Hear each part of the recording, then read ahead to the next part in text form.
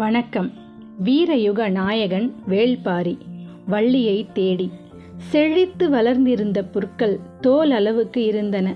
அதற்கு நடுவில் மெல்லிய கோடு போல இருக்கும் ஒற்றையடி பாதையை கவனமாக பார்த்து நீலன் முன்னடந்தான்.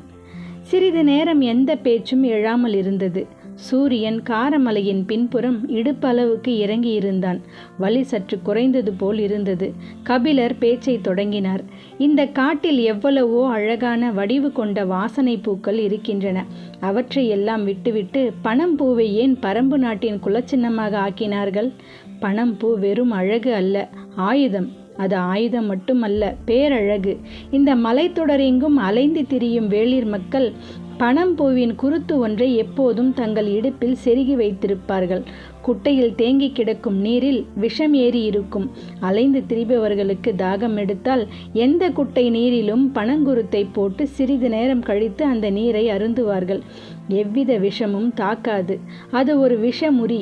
பனம்பூ அழகு, ஆயுதம், அருமருந்து, இன்னும் எவ்வளவோ இருக்கின்றன.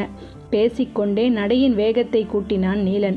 கதை சொல்ல ஆரம்பித்தால் கபிலர் பசுவின் பின்னால் வரும் கன்றை போல் வருவார் என்பதை அவன் கண்டறிந்து நீண்ட நேரமாகிவிட்டது.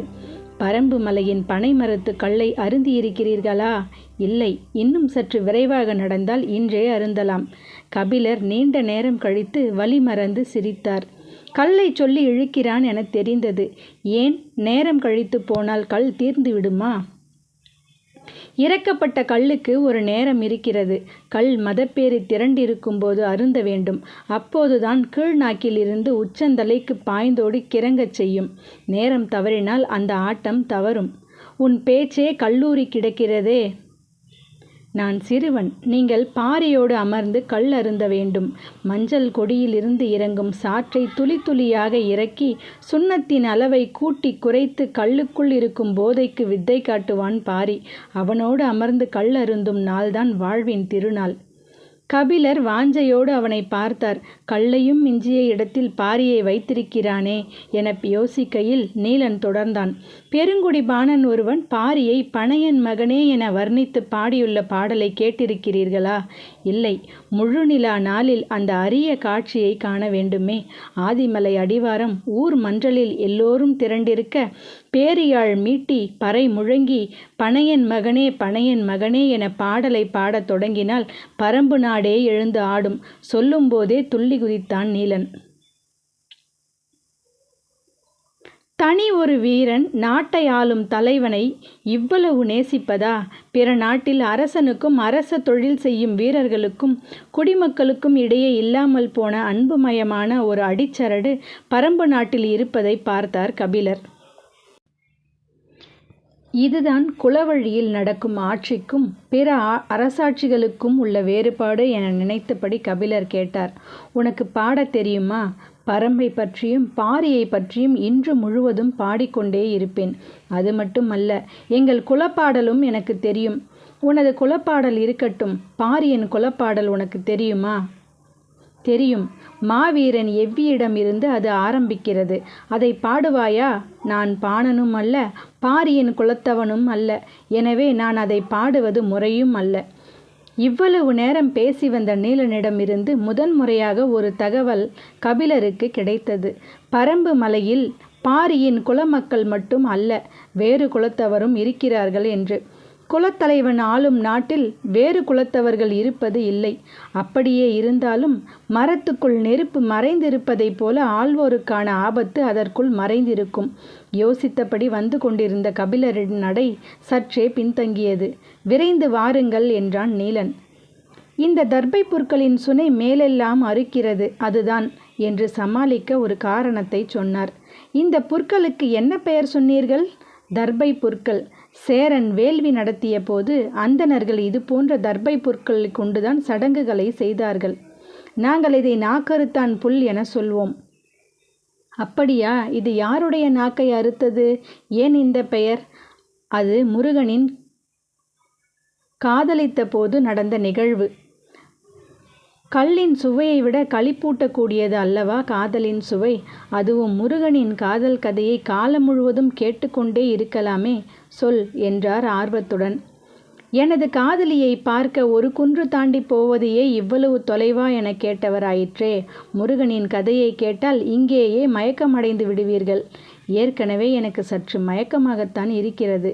ஆனாலும் காதலின் ஆற்றலை மயக்கம் நீங்காமல் வைத்திருப்பது தானே. முருகனாவது பரவாயில்லை, 6 குன்றுகள் தாண்டி போனான். ஆனால் வள்ளியோ அவனை பார்க்க 11 குன்றுகள் தாண்டி வந்தாள். என்ன இருந்தாலும் வள்ளி நிலமகள் அல்லவா, அவளின் ஆற்றல் சற்றே அதிகம். குறிஞ்சி நில தலைவன் முருகனை பற்றி எவ்வளவோ கேள்விப்பட்டிருக்கிறோம். ஆனால் இவன் முற்றிலும் புதியதோரிடத்திலிருந்து கதையை தொடங்குகிறானே என்று கபிலர் ஆச்சரியப்பட்ட கணத்திலிருந்து அவன் கதையை தொடங்கினான். இந்த காரமலையின் அடிவாரத்தில் குடிலமைத்து குலம் தொடங்கியதொரு காலம். இந்த காலத்தில் பயிர்கள் விளைய வைத்து தினையை அறுத்தும் கிழங்குகளை பிடுங்கியும் கொண்டு வந்து சேர்ப்பது இவ்வளவு கடினமாக இருக்கின்றன. அப்போது எப்படி இருந்திருக்கும்? காவலுக்கு போய் பறவைகளிடம் இருந்தும் விலங்குகளிடமிருந்தும் காப்பாற்றி கொண்டு வருவது பெரும் பாடு. விளைச்சல் காலம் தொடங்கிவிட்டால் முருகனும் எவ்வியும் திணைப்புலம் காக்க போவார்கள். வயதிலே இளையவனான எவ்விதான் முருகனுடன் எந்நேரும் இருக்கும் தோழன்.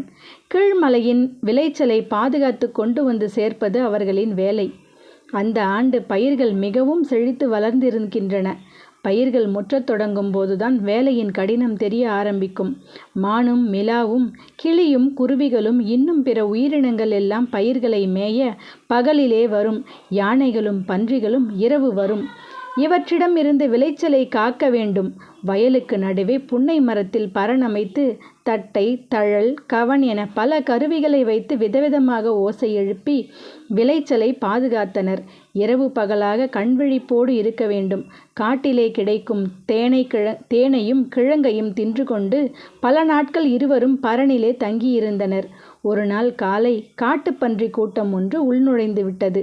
காட்டுப்பன்றி பயிர்களை அழிப்பதில் மிக வேகமாக செயல்படக்கூடியது. மிக வலுவான பற்களை உடைய அது புலியுடனும் போர் புரியும் வல்லமை உடையது. பரணிலிருந்து இறங்கி வந்து இருவரும் விரட்டி இருக்கின்றனர். அது ஓடுவது போல் சிறிது தூரம் ஓடி புதரில் மறைந்து கொண்டு இவர்கள் மீண்டும் பரணி ஏறியதும் விளைச்சலை தின்ன உள்ளே நுழைந்துவிடும். மறுபடியும் விரட்டி இருக்கின்றனர். இப்படியே பலமுறை நடந்திருக்கிறது. அந்த பன்றி கூட்டம் போவதாக இல்லை. எவ்வி, நீ பரணிலே காவலுக்கு நின்று கொள். நான் இந்த பன்றி கூட்டத்தை காரமலைக்கு அப்பால் விரட்டிவிட்டு வருகிறேன் என வில்லோடு புறப்பட்டு போனான் முருகன். யானை கூட்டத்தை கூட எளிதில் விரட்டி விடலாம். ஆனால் பன்றி கூட்டத்தை விரட்டி செல்வது எளிது அல்ல. புதருக்குள் ஒளிந்து கொள்ளும். திசை மாற்றி நம்மை ஏமாற்றும். எளிதில் ஓடாது. தனது உயிருக்கு ஆபத்து என அது உணர்ந்தால் மட்டுமே தப்பி ஓட ஆரம்பிக்கும். இல்லை என்றால் அதை நகர்த்த முடியாது. முருகன் அதை நகர்த்த பெரும் பாடுபட்டான். அவனுடைய தோல் உறையில் இருந்த அம்புகள் ஒவ்வொன்றாக தீர்ந்தன. முருகன் வேட்டையாடுவதில் மிக வல்லவன். அவன் அம்பு எறியும் எந்த இலக்கும் தப்பாது. ஆனால் அன்று அவனுடைய எந்த வித்தையும் பலனளிக்கவில்லை. பன்றி கூட்டத்தை கண்டால் புலியே பின்வாங்கும். ஒற்றை வீரனால் என்ன செய்ய முடியும்? எல்லா அம்புகளும் தீர கடைசியில் ஓர் அம்பு மட்டுமே மிஞ்சியது. அதை குறிப்பார்த்து எறிய நீண்ட நேரம் எடுத்தான். அந்த பன்றி கூட்டத்தின் தலைவன் யார் என்பதை அவன் கண்டறிந்து அதற்கு குறிவைத்து அடித்தான். அவை புதருக்குள் ஓடிய வேகத்தில் அம்பு தைத்ததா இல்லையா என தெரியாத நிலையில் உள்ளே இருந்து காதை கிழிப்பது போல் ஒரு சத்தம் வந்தது. பன்றிகளின் ஓட்டம் என்ன என்பது அதன் பிறகுதான் தெரிந்தது. மலையை கடக்கும் வரை அவை நிற்கவில்லை. அவற்றை விரட்டிவிட்டு தனது பரன் நோக்கி நடக்கத் தொடங்கினான் முருகன். கை கால்கள் எல்லாம் குச்சிகளால் கீறி ரத்தம் வழிந்தது. உச்சி பொழுது ஆகிவிட்டது. முருகனுக்கு நாவறண்டு உள்ளிழுத்தது. அந்த திசையில் வேங்கை முடுக்குக்கு அருகில் ஒரு அருவி இருப்பது தெரியும். நீர் அருந்த அந்த இடத்துக்கு போனான். பெரும் ஓசையுடன் அருவி கொட்டி கொண்டிருந்தது. கையில் இருந்த வில்லையும் தோல் பையையும் சிறு பாறையில் வைத்துவிட்டு நீரை நோக்கி நடந்தான். நீர்த்துளிகள் காற்றில் மிதந்து வந்து அவன் மீது படிந்தன. குளிர்ச்சியை உணர்ந்தபடி நீர் பருக குனிந்தான். பாறையின் பின்புறம் இருந்து சிரிப்பொலி கேட்டது. அருவியில் யாரோ குளித்து கொண்டிருப்பது போல் இருந்தது. யார் என உற்று பார்த்தான். தெரியவில்லை. சற்று அருகில் போய் பார்ப்போம் என நகர்ந்து முன்னே சென்றான். அவனது கண்களையே அவனால் நம்ப முடியவில்லை. கொட்டும் அருவிக்குள்ளிருந்து சற்றே விலகி அவள் வெளியே வந்தாள். தான் வாழ்வில் இதுவரை பார்த்திராத பேரழகு. முருகன் இமை மூடாமல் பார்த்தான். நீர் வடியும் கூந்தலில் சிலுப்பியபடி இந்த பக்கம் திரும்பினாள். இவ்வளவு நேரம் அவன் எறிந்த மொத்த அம்புகளும் கூந்தலுக்குள் இருந்து பாய்ந்து வந்து அவன் மீது எகிரின. எவ்வி எத்தனையோ முறை சொல்லி பார்த்தான். தினைக்கதிர் பறிந்து நிற்கிறது, அறுப்பு முடிந்ததும் அவளை தேடிப் போவோம் என்று. ஆனால் முருகனோ ஒரு நாள் கூட தாமதிக்க தயாராக இல்லை. அப்புறம் கதிரை எங்கே காப்பாற்றுவது? எல்லா பறவைகளும் விலங்குகளும் அவர்கள் காவல் காத்த நிலத்துக்கு வந்து சேர்ந்தன. பறவைகள் எல்லாம் தினைக்கதிரை தின்றுவிட்டு பரன் மேல் உட்கார்ந்து ஓய்வெடுத்தன. விலங்குகள் பரனின் அடிவார நிழலில் இளைப்பாறின. பல நாட்கள் அலைந்து பச்சை மலைத்தொடரின் 2வது அடுக்கில் வள்ளியின் இருப்பிடத்தை கண்டறிந்தனர். இந்த இடத்தை பார்த்ததும் எவ்வி சொன்னான், இவர்கள் நம்மை ஏற்க மாட்டார்கள். ஏன்? இவர்கள் கொடிக்குலம், நாமோ வேடர் குலம். எப்படி ஏற்றுக்கொள்வார்கள்? ஏற்றுக்கொள்ள வேண்டியது வள்ளி மட்டும்தான். மற்றவர்களை பற்றி ஏன் யோசிக்கிறாய்? அவளது சம்மதம் பெற வழி சொல். பேசி கொண்டிருந்த போது வள்ளி தன் தோழிகளோடு போவதை பார்த்ததும் எவ்வி சொன்னான், இந்த மலைத்தொடரிலேயே அழகான மனிதன் நீதான் என்று நினைத்திருந்தேன். ஆனால் இப்போதுதான் தெரிந்தது. என்ன? அழகு என்றால் என்னவென்று எவ்வி சொன்னபோது முருகன் மகிழ்ந்து சிரித்தான். இதுவரை இல்லாத ஒரு பேரழகாக அந்த சிரிப்பு இருந்தது. அதன் பிறகு அவளை சந்தித்து பேசி அவளின் சம்மதம் பெற நடந்த முயற்சிகள் எத்தனையோ, ஆனால் ஒன்றும் கைகூடவில்லை. இந்த காட்டில் அவள் அறியாதது எதுவுமில்லை. எனவே எதை கொண்டும் அவளின் மனதில் தனித்த இடத்தை பெற முடியவில்லை. முருகன் என்ன முயற்சி செய்தாலும் வள்ளி ஏறெடுத்து கூட பார்ப்பதாக இல்லை. தினைப்புலம் காப்பதும், பறவைகளை கவன் கொண்டு விரட்டுவதும், மான் வந்தால் தப்பையொலி எழுப்பி துரத்துவதுமாக வள்ளி வழக்கம் போல தனது வேலைகளை பார்த்து கொண்டிருந்தாள். முருகனுக்குத்தான் வழியே பிறக்கவில்லை. ஒரு நாள் எவ்வி ஒரு ஆலோசனை சொன்னான். அவள் தினைப்புலம் காத்து வீடு திரும்பும் வழியில் அருவி கடந்து சிறிது தூரத்தில் சரக்கொன்றை மரம் ஒன்று இருக்கிறது. அந்த இடம் அவள் போகும்போது நீ அவளின் எதிர்பட்டு நின்று பேசு. உன் காதலை சொல், அவள் ஏற்றுக்கொள்வாள். அந்த இடத்தில் அப்படி என்ன இருக்கிறது என்று முருகன் கேட்டான். அந்த இடம் முழுக்க முல்லை கொடி படர்ந்து கிடக்கிறது. அவள் மாலை நேரம்தான் வருவாள். அப்போதுதான் முல்லை மலரத் தொடங்கும். அந்த மனம் யாவரையும் மயக்கும். காற்று எங்கும் சுகந்தம் வீசும். உன் காதல் அங்கே கைகூடும் என்று சொல்லி அனுப்பினான். முருகனும் அவன் சொன்ன இடத்தில் அவளை எதிர்கொண்டு பேசினான். முதல் முறையாக அவள் அவனிடம் பேசத் தொடங்கினாள். ஆனால் அந்த பேச்சில் காதல் இருப்பது போல் தெரியவில்லை. காட்டுக்குள் தப்பிப்போன ஆட்டுக்குட்டியை விசாரிப்பதைப் போலத்தான் அந்த விசாரிப்பு இருந்தது. எவ்வி இன்னொரு யோசனை சொல்ல முன்வந்த போது முருகன் தடுத்து விட்டான். காதல் சம்பந்தப்பட்டவர்களின் சாமர்த்தியத்தால் கைகூடும் என்று சொல்லிவிட்டு புறப்பட்டான். வழக்கம் போல வள்ளி செல்லும் வழியில் எதிர்பட்டான். உன்னை ஒரு இடத்துக்கு அழைத்துச் செல்ல விரும்புகிறேன், நீ என்னோடு வா என்று அழைத்தான். அவளோ தினைப்புலத்துக்கு போக வேண்டும், தோழிகள் காத்திருப்பார்கள் என்று காரணம் சொல்லி மறுத்தாள். அதிக நேரம் இல்லை, சிறிது நாழிகை வந்தால் போதும் என வலியுறுத்தினான். வள்ளியும் வேறு வழியின்றி சரி என தலையாட்டினாள். முருகன் அவளை அழைத்து கொண்டு சென்றான். இருவரும் எதையும் பேசிக்கொள்ளவில்லை. கூச்சம் தவிர்த்து முருகன் பேச்சை தொடங்கினான்.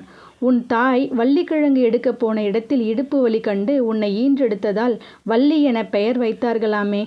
அது ஊர் சொல்லும் காரணம், உண்மை காரணம் வேறு என்று மட்டும் சொல்லி நிறுத்தி கொண்டாள். என்னவென்று சொல்லவில்லை. சிற்றோடையில் நீர் ஓடிக்கொண்டிருந்தது. கல்மேல் கால் பதித்து அதை தாவி கடந்தனர். அந்த இடத்தில் தனியாக ஒற்றை மரம் இருந்தது. முருகன் வள்ளியை அந்த மர அடிவாரத்தில் போய் சிறிது நேரம் நிற்கச் சொன்னான். அவளும் மரத்தின் அருகே போனாள். முருகனோ நீரோடையின் அருகில் இருக்கும் சிறு பாறையில் அமர்ந்து கொண்டு அவளை பார்த்தபடி இருந்தான். எதற்கு இங்கே நிற்க சொல்கிறான் என்ற யோசனையிலேயே அவள் நின்று கொண்டிருந்தாள். மேலே பார்த்தாள். மரம் முழுக்க காயும் மொட்டுமாக இருந்தன. ஒரு பூ கூட இல்லை. இது என்ன மரம்? இதுவரை பார்த்ததில்லையே என யோசித்தாள். மரத்தின் மீது கை வைத்து பட்டையை சிறிது உரித்து நுகர்ந்து பார்த்தாள். என்ன மனம் என்பதை அவளால் அனுமானிக்க முடியவில்லை. நின்றது போதுமா என்று கேட்டாள். முருகனோ இன்னும் சிறிது நேரம் என்றான். மரப்பட்டைகளினூடே எறும்பின் வரிசை ஒன்று போய்க் கொண்டிருந்தது. அதை உற்று பார்த்தபடி விரல்களால் பட்டைகளை மெல்ல வருடினாள். அவளுக்கு ஏதோ ஒரு உள்ளுணர்வு தோன்றியது. என்னவென்று தெரியவில்லை. புறப்படலாம் என்றான் முருகன். அவளும் புறப்பட்டாள். நடந்து வரும்போது அந்த மரத்தை மீண்டும் மீண்டும் திரும்பி பார்த்தாள். ஆனால் முருகனிடம் எதுவும் கேட்கவில்லை. இவளை எதிர்பார்த்து தோழிகள் காத்திருந்தனர். வந்ததும் சற்றே கோபித்து கொண்டனர். மறுநாள் பொழுது விடியவும் முருகன் புறப்பட்டான். எங்கே என்று எவ்வி கேட்டான். நேற்று வள்ளியை அழைத்து சென்ற இடத்துக்கு என்றான். மீண்டும் அதே இடத்துக்கா?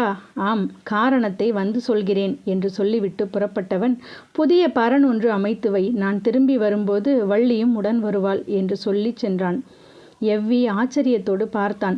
முருகன் வழக்கத்தை விட உற்சாகத்தோடு சென்றான். நேற்று சந்தித்த இடத்திலேயே வள்ளியை சந்தித்தான். சிறிது நேரம் என்னுடன் வா என்று அழைத்தான். அவள் தனக்கு வேலை இருப்பதாக சொல்லி மறுத்தாள். முருகன் மீண்டும் அழைத்தான். வள்ளியோ மரங்களில் எறும்பூறுவது ஒன்றும் அதிசயமல்ல என்று சொல்லிவிட்டு நடக்கத் தொடங்கினாள். இந்த ஒருமுறை மட்டும் வா, இனி நான் உன்னை அழைக்க மாட்டேன் என்றான் முருகன். அந்த குரலை மறுக்க முடியவில்லை. சரி, இந்த முறை மட்டும் வருகிறேன் என்று சொல்லி புறப்பட்டாள். இருவரும் நேற்று சென்ற வழியில் நடந்தனர். வள்ளி கேட்டாள், முருகு என்று ஏன் உனக்கு பெயர் வைத்தார்கள்? நான் மிக அழகாக இருந்ததால் இந்த பெயர் வைத்ததாக எனது தாய் சொன்னாள். பதிலை சொல்கையில் முருகனின் முகமெல்லாம் வெட்கம் பூரித்தது. எங்கள் ஊரில் 8 வகை கல் உண்டு. அதில் ஒரு வகை கல்லுக்கு முருகு என பெயர் என்றாள் வள்ளி. கல்லுக்கு எதற்கு இந்த பெயர் வைத்தார்கள் என்று கேட்டான் முருகன். தெரியவில்லை, மயக்கும் தன்மை இருப்பதால் இந்த பெயர் வைத்திருப்பார்கள் என நினைக்கிறேன் என்றாள் வள்ளி. முருகன் திரும்பி அவளை பார்த்தான். அவள் தலைகுனிந்திருந்தாள். ஆனாலும் அவளது முகத்தில் படர்ந்த வெட்கத்தை மறைக்க முடியவில்லை. பேசியபடியே அந்த நீரோடை அருகில் வந்தார்கள். முருகன் வழக்கம் போல் அந்த இடத்தில் இருந்த சிறு பாறையின் மீது ஏறி அமர்ந்தான். வள்ளி மரத்துக்கு அருகில் போக ஓடையை தாண்டி குதித்து தலை தூக்கி பார்த்ததும் அப்படியே அதிர்ந்து நின்றாள். அவள் கண்களையே அவளால் நம்ப முடியவில்லை. உறைந்து போனவளாக கண்ணிமை கொட்டாமல் பார்த்தாள். எதிரில் இருந்த அந்த மரம் முழுவதும் பூக்கள் பூத்து குலுங்கின. மஞ்சளும் நீலமும் ஒன்று கலந்த வண்ணத்தில் முயல் காதை போல நீண்டு விரிந்த மலர்கள். மரமே நிரம்பி வழியும் பூக்கொடையாக நின்று ஆடியது. ஒரு சிற்றலை கூட தெரியவில்லை. மலரின் மனம் காற்றெங்கும் பரவ அந்த வெளியே மணத்து கிடந்தது. நம்பவே முடியாத அதிசயத்தை பார்த்தபடி இருந்த வள்ளி திரும்பி முருகனை பார்த்தாள். நேற்று ஒரு பூ கூட இல்லாத மரத்தில் இன்று மரமெங்கும் பூக்கள் பூத்து குலுங்குகின்றனவே, எப்படி? முருகன் சொன்னான், பெண்ணுடைய அணுக்கத்தால் மலரும் மரம் இது. நேற்று நீ இதை தொட்டு தழுவினாய். உன் மூச்சுக்காற்றை அதன் பட்டைகளும் கணுக்களும் நுகர்ந்தன. இதன் அத்தனை மொட்டுகளுக்குள்ளும் உன் பெண்மை பாய்ந்தோடியது. பல ஆண்டு காத்திருப்புக்கு பிறகு அது பூ பெய்தியுள்ளது. இதன் பெயர் 7 இலை பாலை. இந்த வனத்தில் இருக்கும் 10 பேர் அதிசயங்களில் இதுவும் ஒன்று. அந்த மொத்த பூக்களும் தனக்குள் இருந்து மலர்ந்தனவா? வள்ளிக்கு உடல் சிலிர்த்தது. ஓடிச் சென்று அந்த மரத்தை கட்டி தழுவினாள். பட்டைகளின் மீது இதழ் குவித்து முத்தமிட்டு இறுகத் தழுவினாள். கண்களில் நீர் வழிந்தது. அவளது மார்பகங்களை கணுக்கள் குத்தி அழுத்தின. மெய்மறந்து கண்கள் செருகினாள். மரம் குலுங்கி பூக்களை உதிர்த்தது. அவளது அணைப்புக்குள் இப்போது முருகன் இருந்தான். அவளது கரங்கள் இணைந்து முருகன் கழுத்தை இறுக்கின. அவளது கீழ் உதடு நடுங்கியது. அதன் விளிம்பில் இருந்த சிறு மச்சத்திலிருந்து முருகனின் பார்வை நகரவே இல்லை. இருவரது மூச்சுக்காற்றும் மோதி திரும்பின.